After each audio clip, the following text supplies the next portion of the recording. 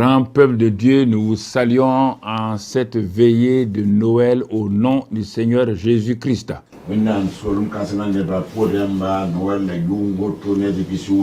Nous sommes là en cette nuit, donc appelée traditionnellement de la Nativité. Nous savons que Jésus n'est pas né le 25 décembre, nous le savons, ne vous en faites pas, nous le savons. Mais le peuple de Dieu a décidé d'honorer la venue du Seigneur par cette date-là. Et nous rendons grâce au Seigneur pour cette bonté qu'il manifeste à notre égard. Regardez pourquoi la venue de Christ sur la terre. Paul le résume à Timothée en disant ceci. Il dit sans contredit, sans contradiction. Le mystère de la piété, comme le mystère de s'attacher à Dieu est grand. Et celui qui a été manifesté en chair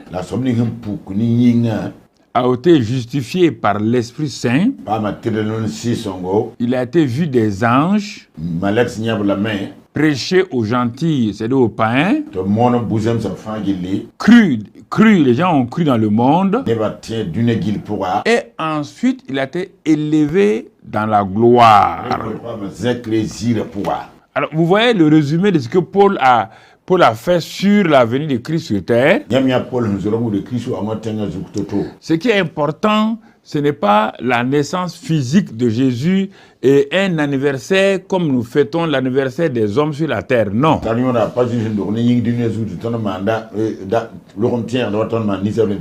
C'est un rappel très important chaque année que nous nous arrêtons simplement pour dire à l'humanité qu'un jour, Dieu lui-même a été manifesté dans la chair. Il a été vu par les hommes, touché par les hommes. Il a livré sa vie à la croix du Calvaire pour les hommes, afin de racheter les hommes et de les amener à Dieu son Père. Et ensuite, il a été élevé en gloire. Et c'est pourquoi, dans cette nuit-là, nous bénissons le Seigneur. La première nuit, donc, si on peut dire la première nuit, donc depuis qu'on parle de Noël, la première nuit là, on va lire cela dans Luc 1, verset 8. Il est écrit, il y avait dans cette même contrée où Jésus est né là, des bergers qui passaient dans les champs les veilles de la nuit pour garder leurs troupeaux. Et voici, un ange du Seigneur leur apparut et la gloire du Seigneur resplendit autour d'eux. Ils furent saisis d'une grande frayeur. Mais l'ange leur dit, ne craignez point, car je vous annonce une bonne nouvelle qui sera pour tout le peuple le sujet d'une grande joie. Quelle est cette bonne nouvelle? C'est qu'aujourd'hui, dans la ville de David, ça veut dire Bethléem, il vous est né un sauveur qui est le Christ, le Seigneur. Nous allons nous arrêter là. Vous voyez, la venue de Christ, ce n'est pas pour les enfants. Non. Ne nous flattons pas. N'abaissons pas les choses pour dire que c'est le petit enfant. Quand l'ange a annoncé, il vous est né un petit enfant, mais regardez, qu'est-ce qui est lié au petit enfant? C'était un petit enfant spécial. Donc, il faut que nous puissions enlever de la tête de nos enfants. Il ne faut pas que nous-mêmes, nous réduisons Jésus-Christ à un enfant de crèche.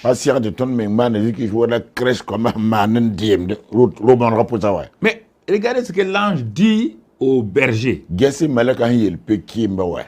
Car je vous annonce une bonne nouvelle qui sera pour tout le peuple le sujet d'une grande joie. Cette période dans laquelle nous sommes, que nous appelons traditionnellement la nativité, c'est une période de bonnes nouvelles et qui doit réjouir le cœur des gens. Pourquoi? Non pas parce que nous aurons des millions. Non pas parce que nous serons élevés. Cette bonne nouvelle est liée à quoi exactement? Il est écrit dans ce verset 11 là. Il vous est né un sauveur. Vous voyez bien? Pour que les gens ne continuent pas à parler d'un petit enfant. L'ange dit ce que nous savons. Ce que nous savons. Et nous allons voir plus tard les rois mages, les mages qui sont venus de l'Orient pour adorer l'enfant là. Et ils l'ont appelé le roi des Juifs. Mais l'ange qui sait d'où vient cet enfant là, il leur a été donné la consigne d'annoncer que c'est le sauveur du monde. Il vous est né un sauveur. C'est ça la bonne nouvelle. Ce n'est pas la naissance d'un enfant dans une famille qui est la bonne nouvelle ici. Non. Ici, la bonne nouvelle, il vous est né un sauveur. Cela veut dire que les temps vont changer. Le monde est dans la perdition. Les gens sont perdus. Ils n'ont pas de sauveur. Ils ne savent où aller. Ils ne savent que faire. Voici brusquement, Dieu change le calendrier mondial. Un nouveau calendrier apparaît. Ce nouveau calendrier est lié à la venue de Dieu incarné. Dès sa naissance, on le présente comme sauveur. On ne le présente pas comme il est né, le petit enfant. Non, non, non. Un sauveur. Vous entendez? L'enfant que Marie tenait dans sa main là, c'est le sauveur de tout le monde, y compris maman Marie. Y compris Joseph, le père adoptif. C'est le sauveur de tous les hommes. C'est ça le mystère de la piété que Paul nous a annoncé. C'est ce grand mystère là que Paul nous a révélé que c'est un mystère. Sinon, comment le Dieu créateur des hommes peut être tenu dans les bras d'une femme? Comment le Dieu qui n'a ni commencement ni fin peut être tenu dans les bras d'une femme? C'est ça qu'on appelle le mystère de l'incarnation. C'est un mystère qui vient de Dieu parce qu'il aime l'humanité. Noël, c'est d'abord l'amour de Dieu pour l'humanité. Ce n'est pas la venue de petit enfant. Il dit, Dieu a tant aimé le monde qu'il a donné son Fils unique. Voici le sens de Noël. L'amour de Dieu pour les hommes. Pour cet amour-là, Dieu a donné son Fils unique. Et c'est pourquoi il dit ici, ce Fils unique-là est venu comme sauveur. Et qui est le Christ, le Seigneur. Regardez les trois mots. Donc, en cette période de Noël-là, il faut quitter la pensée traditionnelle de boire et manger sur le dos de Jésus. Quand quand l'enfant naissait, le ciel était réjoui. On va le voir tout à l'heure. Le père était réjoui. Les anges étaient réjouis. Mais le monde était là dans l'obscurité. Il ne savait pas ce qui se passait. Il ne comprenait rien. Non. Peu de gens savaient que quelque chose de grand s'était réalisé. Peu de gens savaient que Dieu venait de tourner le calendrier de l'humanité. Qu'un nouveau départ est en train de commencer. Et c'est pourquoi quand vous regardez même, nous parlons de l'année 2021. De l'année 2022, ce n'est pas un calendrier scientifique. Ce n'est pas un calendrier, c'est pas moi, traditionnel. 2022 est lié à la venue de cet enfant, de ce sauveur-là. Regardez le calendrier 2022 là. Que tout le monde a adopté là. C'est lié à qui? À la venue de ce sauveur. Il y a 2021 années où ce sauveur est venu. Et il est le Christ, le Messie. Et en même temps, le Seigneur. Cela veut dire que si vous l'acceptez comme sauveur, parce qu'il va mourir à la croix de Calvaire pour vous, il va donner sa vie pour vous, parce qu'il va prendre les péchés du monde sur lui, et il va réconcilier la terre avec le ciel, en réconciliant les hommes avec Dieu. Là, vous le rencontrez comme sauveur. Maintenant, quand vous le rencontrez comme sauveur, ce n'est pas fini. Vous devez le rencontrer comme le Christ. Christ, ça veut dire Messie, ça veut dire oint. C'est lui qui remplit les gens du Saint-Esprit. Et c'est pourquoi son parent Jean-Baptiste a dit: voici l'agneau de Dieu qui ôte les péchés du monde. Il vous baptisera du Saint-Esprit et de feu. Donc, trois choses que l'ange a annoncées. Pourtant, c'était un petit enfant dans les bras de maman Marie. C'est ça, cette tradition chrétienne qui nous a créé des problèmes. On vous dit que au berger là, quand vous partirez voir là, faut pas faire une fête, hein? Vous devez aller l'adorer. Votre sauveur est né. Celui qui baptise le Saint-Esprit est né. Et il doit être votre Seigneur. Trois choses. Alors aujourd'hui, en cette année 2021 et cette période de Noël là, vous qui vous préparez à aller vous réjouir dans des veillées, à manger, à boire, est-ce que Jésus réellement est sauveur de votre vie? Est-ce que vous avez la conscience qu'il a pris vos péchés?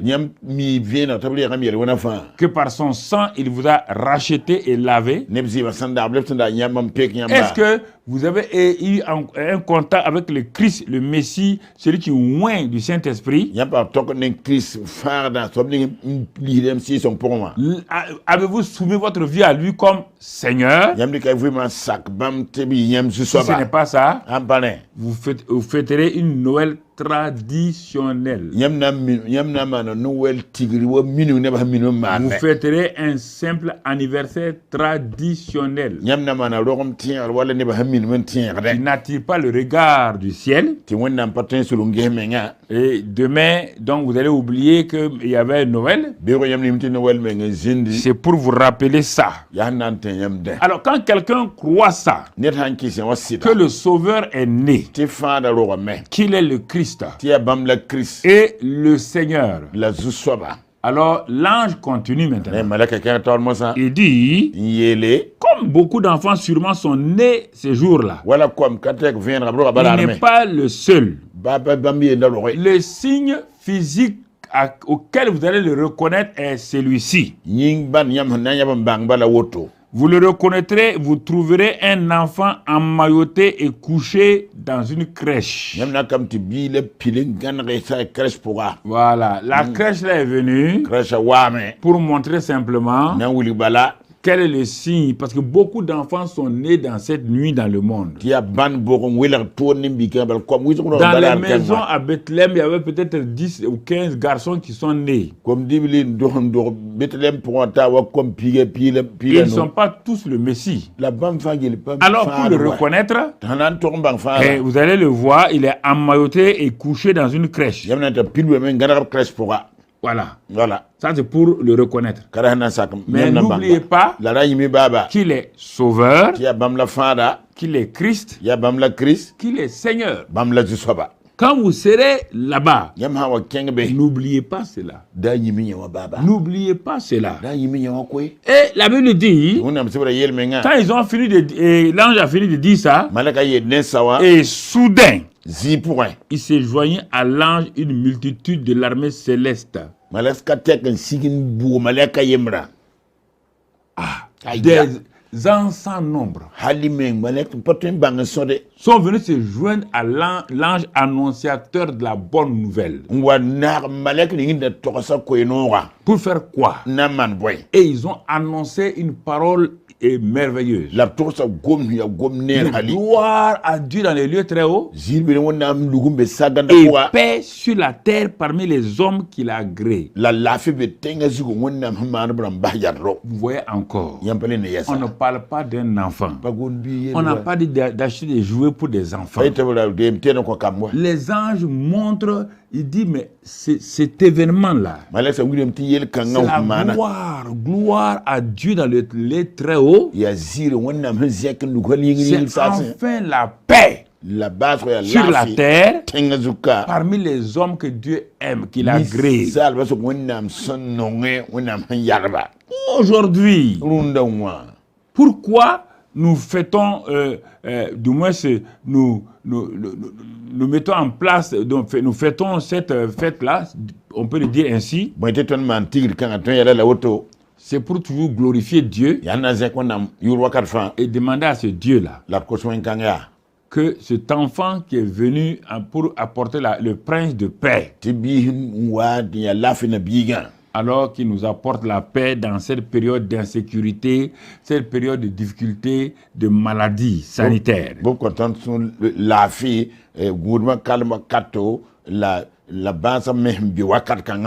vous voyez ce qu'il y a? C'est ça le message que nous avons à vous donner en cette veillée, en cette nuit de ce que vous appelez traditionnellement Noël.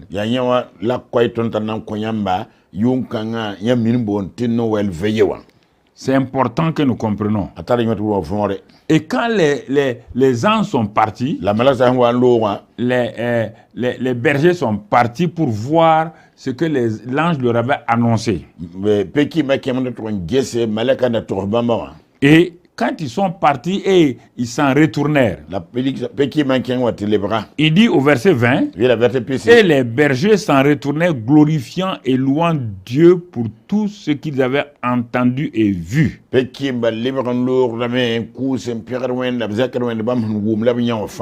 qui était conforme à ce qui leur avait été annoncé. Ils ont vu quoi?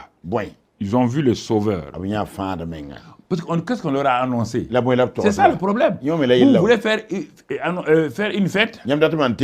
On ne sait pas pourquoi vous faites la fête. Les bergers sont partis. Ils vont faire leur fête là.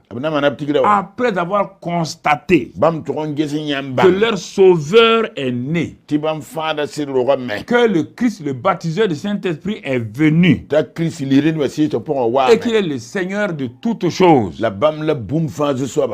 Ils ont dit il y a l'espoir pour l'humanité. Ce que l'ange a dit là, paix sur la terre parmi les hommes que Dieu a agréés. Nous acceptons cela.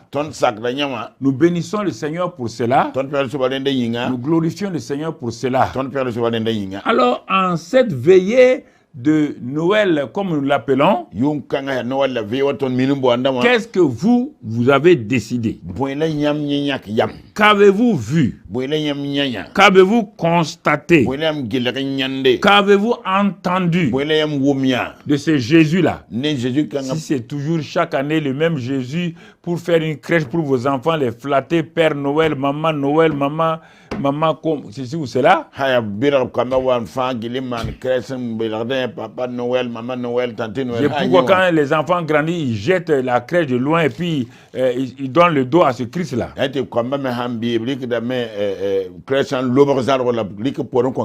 Ils rient de ça, ils jettent et puis ils s'en vont. Parce qu'on ne leur a pas dit. Il est dit ici que les anges étaient, ce qu'on leur a dit, était conforme à ce qui leur avait été annoncé.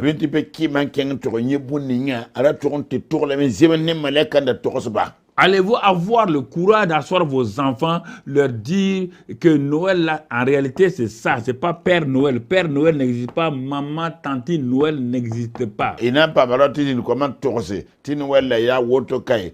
Papa Noël Kabé, Baba Noël Kabé, Maman Noël Kabé, tante Noël Kabé. Vous entendez? Ça, c'est le premier groupe. J'ai commencé par les bergers. Mais les bergers là sont en Israël. Je vais vous amener dans un pays lointain pour montrer que Dieu ne s'intéresse pas seulement à Israël, qu'il s'intéresse à toute l'humanité. Alors, des gens qui n'ont jamais entendu parler du Messie, Dieu lui-même va les guider.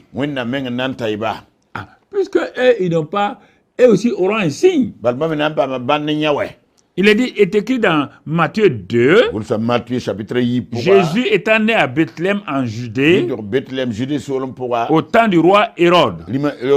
Voici les mages d'Orient arrivèrent à Jérusalem et dirent, où est le roi des Juifs qui vient de naître? Car nous avons vu son étoile en Orient et nous sommes venus pour l'adorer. Regardez maintenant, c'est ça qui est étonnant. C'est ça le grand mystère. Et ils sont dans l'Irak actuel. Ils viennent de l'Irak actuel. Ils ne pensent pas à un Messie, ni à un sauveur. Ils ne sont pas israélites. Ils ne sont pas juifs.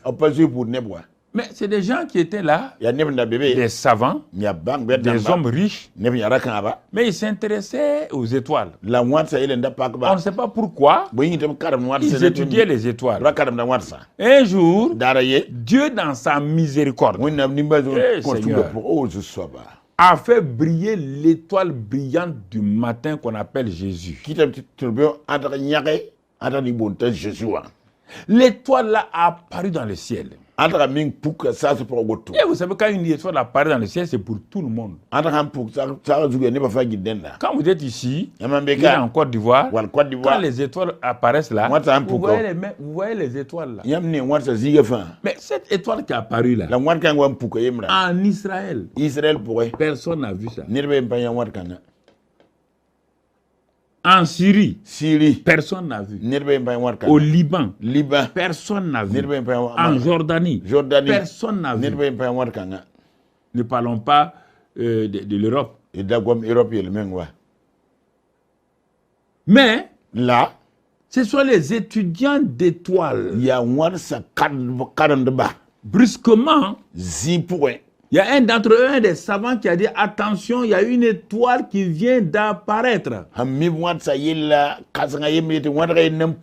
Depuis que nous étudions les étoiles, nous n'avons jamais vu une telle étoile. Elle n'est pas comme les autres. Elle est brillante.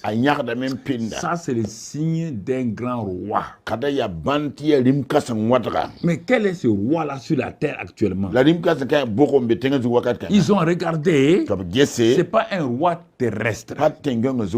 Il dit, c'est le... À force d'étudier, Dieu les a amenés à savoir que c'était le roi des Juifs. C'était le roi des rois qui venait de naître. C'était un mystère. Ils ont dit, si cette étoile est le roi des Juifs qui vient de naître, il faut que nous allions à Jérusalem, car Jérusalem c'est la capitale donc d'Israël. On va aller voir là-bas pour voir qui est ce roi-là. Et quand ils ont décidé d'aller voir ce roi-là, le mystère de Dieu, ils n'ont pas de carte. Ils n'ont pas quelqu'un pour les conduire. L'étoile a commencé à bouger. L'étoile a commencé à bouger. Ils ont dit, si le grand Dieu du ciel a fait bouger l'étoile, c'est formidable. Tant que l'étoile sera en mouvement, nous sommes dans la bonne direction. Ce n'est même pas la peine de chercher des cartes. Regardons l'étoile. L'étoile va nous conduire. Ça, c'est un autre signe. Cette étoile brillante du matin est venue sur la terre sous le nom de Jésus de Nazareth. Et Dieu a dit, voici l'étoile brillante du matin. Voici l'agneau de Dieu qui ôte le péché. L'avez-vous suivi? Le suivez-vous? Est-ce que vous vous laissez conduire par lui? Non. Vous êtes en train de fêter des fêtes en donnant le dos à l'étoile brillante du matin. Vous êtes en train de fêter la fête de Noël par la venue de l'étoile brillante du matin. C'est pourquoi vous êtes dans l'obscurité encore. C'est pourquoi beaucoup de gens vont tellement boire que certains risquent de perdre la vie. Ils vont déshonorer le nom de Jésus-Christ. Ils n'ont jamais compris la venue de Christ sur la terre. Et quand ils sont arrivés par la grâce de Dieu à Jérusalem, sans hésitation, pour eux, tout le monde doit être au courant de cette bonne nouvelle. Ah oui. Si on dit c'est le roi des Juifs, nous sommes dans le pays des Juifs. On doit venir trouver une fête là. Ah oui. Oh. Et quand ils sont arrivés, tout est calme. Il dit, ah bon? Et on est à Jérusalem? Les gens disent oui. Ah. Et puis c'est calme comme ça. Les gens disent, il y a quoi? Mais où est donc le roi des Juifs là? Qui vient de naître là? Le roi de qui? Le roi des Juifs. Comment savez-vous? Nous avons vu son étoile en Orient. Et l'étoile a bougé. Et nous sommes venus pour l'adorer. Quelle révélation. Aux bergers, l'ange a été obligé de dire que celui qui est né là, c'est le Sauveur, c'est le Christ, c'est le Seigneur. Mais hommage païen, il n'a pas, non, il n'a pas dit ça. Il dit, si c'est le roi des Juifs, sûrement ça doit être Dieu, leur Dieu là. On avait dit que leur Dieu là va venir. Leur Dieu là, on va l'adorer. On n'est pas venu pour l'honorer. Hein. On est venu l'adorer. Ça devait mettre la puce à l'oreille des Juifs. Si les païens viennent adorer un soi-disant roi des Juifs qui est né, ça veut dire que leur Messie là, c'est lui qui doit être là.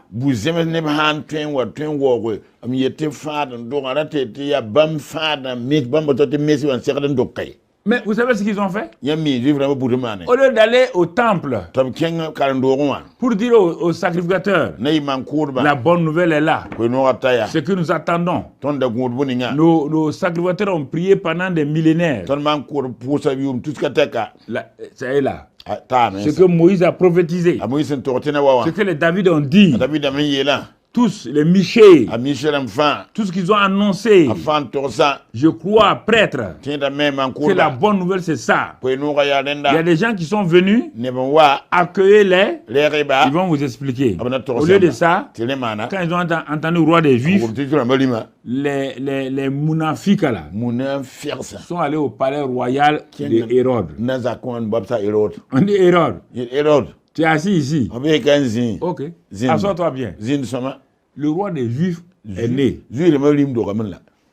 Bon, ok. Hérode. Si tu es intelligent. Si le roi des Juifs est né, ça veut dire que c'est un bébé. Il n'a même pas encore un mois. Il n'est pas un danger pour toi. Avant qu'il ne grandisse, être roi, toi tu es déjà mort. Mais les gens sont comme ça.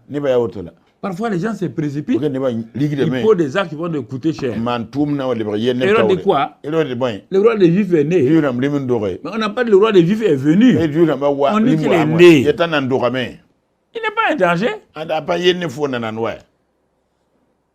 Voilà pourquoi les gens se font du mal. À cause de quelques nouvelles qu'on leur dit seulement, ils se lèvent. Mais on ne t'a pas dit qu'il est venu te tuer. Ayant appris cela, il fut troublé. Et malheureusement, le trouble d'Hérode va amener le trouble dans tout Jérusalem. Où est leur foi? Dans les textes de leurs prophètes. Leurs prophètes leur ont annoncé la venue du Messie. Où est-ce qu'il doit naître? Ils ont dit tout cela. On dit tout Jérusalem a été troublé avec Hérode. Hérode n'est pas votre roi. Hérode, c'est le colonisateur de César pour être roi de Judée. Il n'est pas votre roi. Et en plus, les mages ont dit, ils sont venus l'adorer. Donc ce roi-là, s'il est Dieu, il est plus grand que Hérode.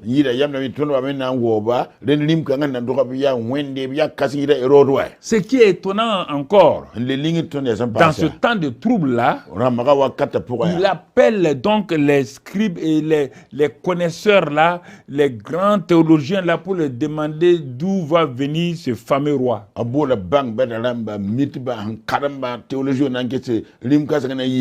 Ils ont dit, oh roi.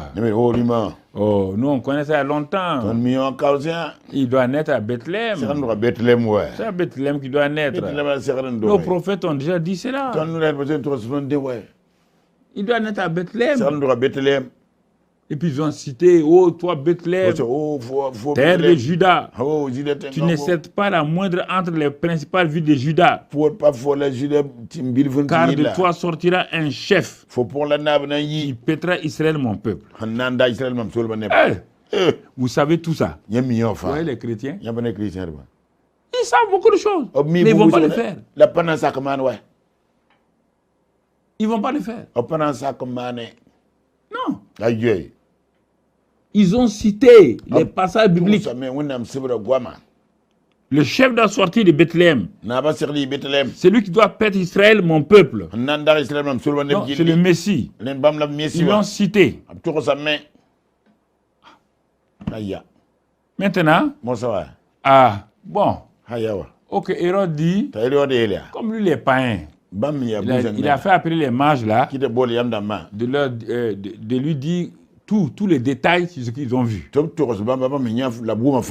Bon, ok, il a joué à l'hypocrite, il dit, hey, ça c'est fort, hein.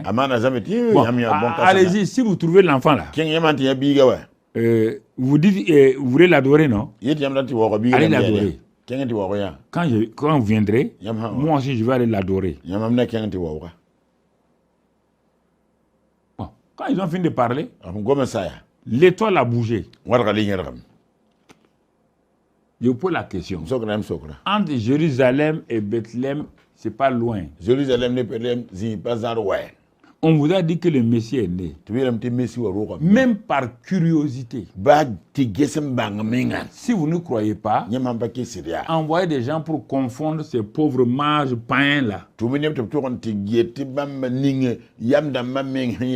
pas bien bourré de Comme ça, quand ils vont arriver, ils vont rien trouver. Vous allez dire, mais vous, là, vous pouvez les ridiculiser en ce moment-là. Non. Ils sont restés à Jérusalem dans les troubles. Il y a trop de gens fous ici. Vous croyez que c'est à vous que Dieu va vous révéler le Messie? Dieu va laisser Caïphe, Anne, Nicodème, tous ces grands théologiens-là. Voici le vrai problème du monde chrétien. Dieu utilise les simples. Dieu utilise les gens humbles. Mais ils veulent que Dieu utilise des grosses têtes. Des gens qui ont de grands diplômes. Non. Et ils sont arrivés à Bethléem.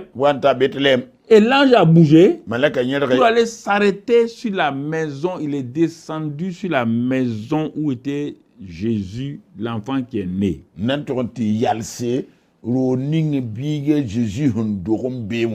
Et l'étoile s'est arrêtée là-bas. Et quand l'étoile s'est arrêtée, brusquement il a brillé. Et il est dit que les mages là furent saisis d'une très grande joie. Une très grande joie. Ils entraient dans la maison, virent le petit enfant avec Marie, sa mère. Regardez maintenant. Ils se prosternèrent et l'adorèrent. Sans avoir entendu que c'est le Sauveur, c'est le Christ, le Seigneur, et ils ont pratiqué. C'est pourquoi vous pouvez enseigner à des gens des bons enseignements. Ils ne vont pas les pratiquer.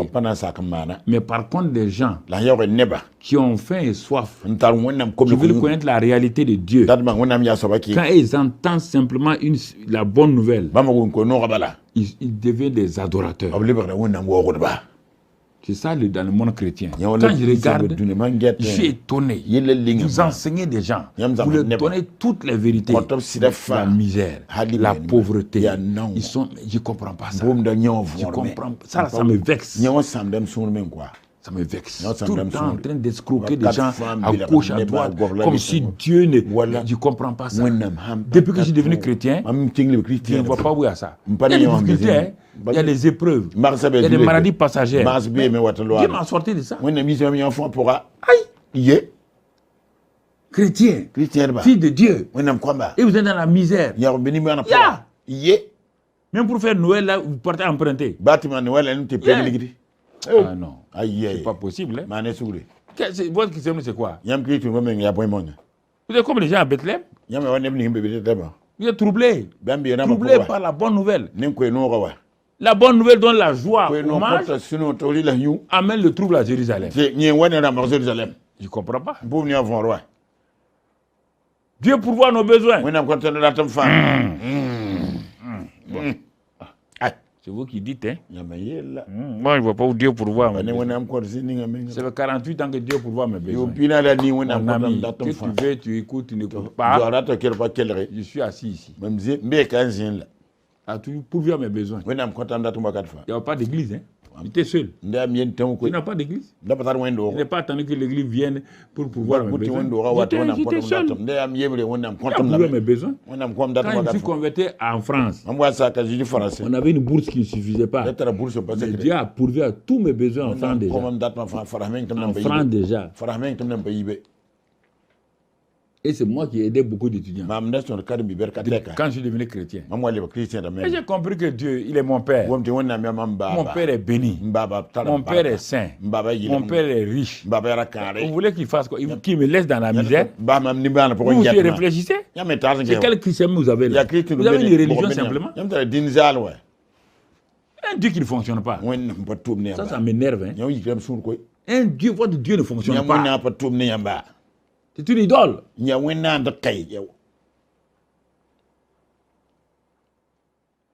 Quel est ce Dieu-là? Un Dieu vivant qui ne fonctionne pas. Les mains sont parties. Regardez. Qu'est-ce qu'ils ont fait? Quand ils ont fini de l'adorer, ils l'ont adoré. Ils ouvrirent ensuite leur trésor. Leur trésor. Donc, ça veut dire quoi? Nda te lemte point. Des païens Buzem avaient des trésors déjà. Dieu les a bénis pour qu'ils viennent adorer son Fils avec ses trésors. L'adoration, une chose, et ils ont ouvert leur trésor et lui offrirent en présent de l'or. Donc les mages là, c'est des gens bénis. Les adorateurs ne peuvent pas adorer Dieu les mains vides. L'encens et de la myrrhe, 3 éléments chers en Orient à l'époque. C'est ça qu'ils ont fait. Vous voyez là? C'est ça qu'ils ont fait. 2 groupes de gens. Les bergers, ils ont entendu la bonne nouvelle. Ils sont partis. Ils ont trouvé le Sauveur, le Christ, le Seigneur. Ils sont revenus dans la joie. Les mages, ils ont vu l'étoile du roi des Juifs, et Dieu incarné. Ils sont venus, ils ont vu, ils ont constaté, ils ont donné, ils sont partis dans la joie. Dans la joie. Dans la joie. Voilà ce que je peux vous dire en cette veillée-là. C'est ça un vrai Noël. La joie. La paix. Dieu vous a donné son Fils. Dans Romains 8, Paul dit, si Dieu n'a pas hésité à vous livrer son Fils, écoutez ce que Paul dit, il nous défie. Si Dieu n'a... comme vous ne lisez pas la Bible, quand vous lisez là, vous passez. Lui qui n'a point épargné son Fils. Il n'a pas épargné. C'est son trésor unique. C'est le trésor des trésors. Il n'a pas hésité à nous donner son Fils. Il ne l'a pas épargné pour nous donner un ange ou un archange. Il dit non, c'est mon Fils là, en qui j'ai mis tous les trésors. Tous les trésors de la sagesse, de la science, tous les trésors. J'ai tout mis en lui. Je ne veux pas hésiter. Je le livre. Je ne veux pas l'épargner. Paul dit, si Dieu a fait ça, si vous croyez à ça, comment se fait-il que Dieu vous donne son Fils, celui qui est cher, et Dieu ne vous donnera-t-il pas toutes choses avec lui?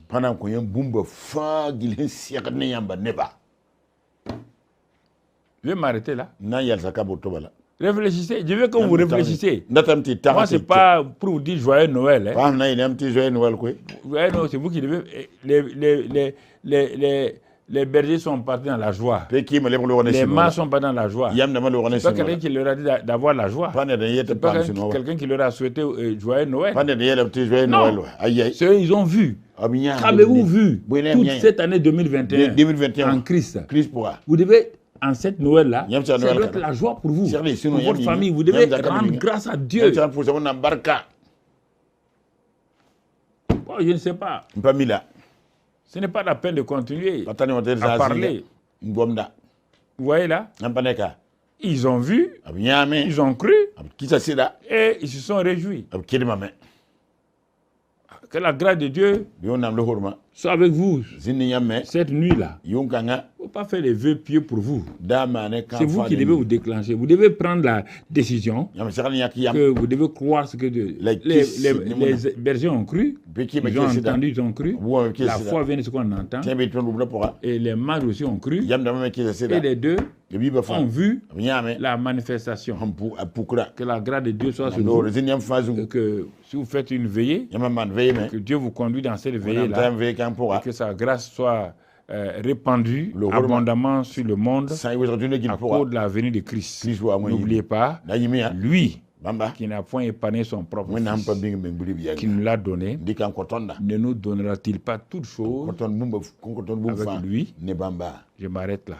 Si vous comprenez, comprenez.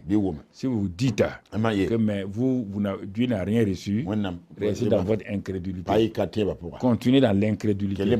Mais si vous comprenez ça, il n'a pas épargné. Il a donné son fils. Et Dieu va refuser de vous donner un vélo, de vous donner l'argent pour manger. Donc vous n'avez pas connu ce Dieu-là. Ce n'est pas le même Dieu qu'on connaît. Ce n'est pas le même Dieu. Votre Dieu et mon Dieu sont différents. Amen. Amen. Je m'arrête là.